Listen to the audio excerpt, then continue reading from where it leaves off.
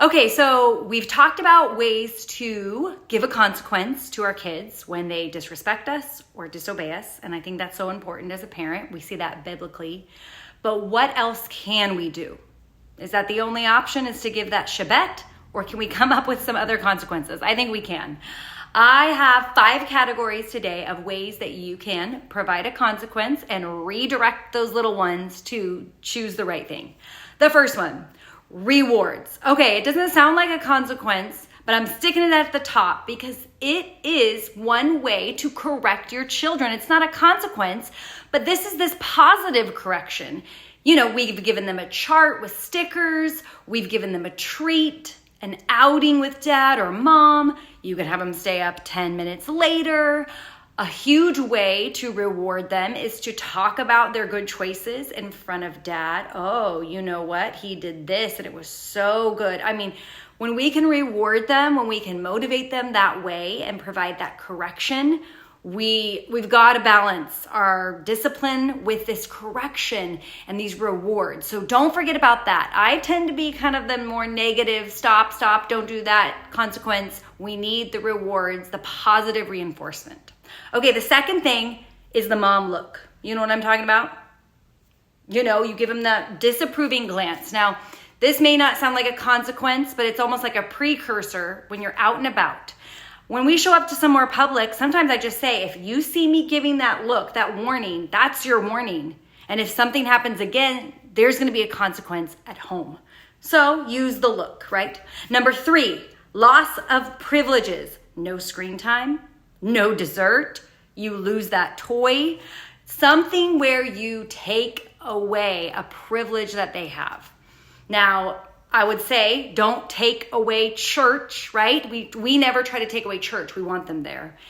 And a warning in this, don't give them empty threats. You know what I mean? If you don't come here right now, you're not having any dinner. It's like, well, really? I mean, you probably are going to give them dinner. You just want them to obey. So don't give them those empty threats. Okay, the 4th thing would be chores, additional work. Especially something they don't like, cleaning the bathroom, wiping this down. If they broke something, they maybe have to do chores to earn it back. What sort of work can they do which will help them think about the choices that they make? My husband has the boys sometimes run a mile around or run a couple of laps around the neighborhood. Oh, that's so good. So good for them to do. Be creative with that. Okay, the 5th thing is the famous, timeout. Now, sometimes the timeout is just there because everyone needs space, right? We just need to say, take a step back, take a breather. Mom needs it too. But there are times when that timeout is so important. I can think about having my kids go to a separate room when we've enjoyed something really important as a family and they're missing out, at least for the first part. If you can have them be separate from what you're doing and miss out as they sit there and as they think about what they did, that is a good way. Not always though, don't always go to the timeout, but that's a good way to provide a consequence. All right, as we think about those things, those corrections that help our kids make better choices, I want to encourage you to ask your husband for ideas. My husband always comes up with different ideas, ways to kind of, as they grow and change, to reinforce the concepts we're teaching them. A man, I know this is a shock, he thinks differently than a woman. So he came up with that, having the boys do sweat exercises if they've been disrespectful, if there's been a problem. That has been a great thing. Also, I want to just end reminding you that when the kids are little, the younger they are, the closely connected consequence needs to happen. So if there's disobedience, they say no. If they throw something, the consequence needs to happen right away. That's so important. They need to link that bad choice, that bad behavior, that bad attitude with the consequence right then and there. They're not going to remember an hour later. Wait, what? They've already moved on.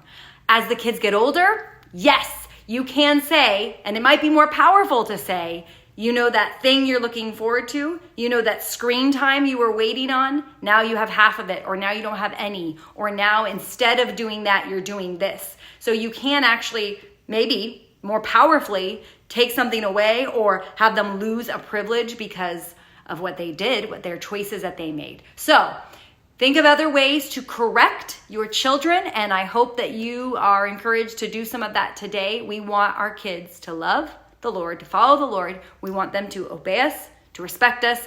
So we need to provide consequences so that they don't just keep making the same decisions over and over again. All right, get at it.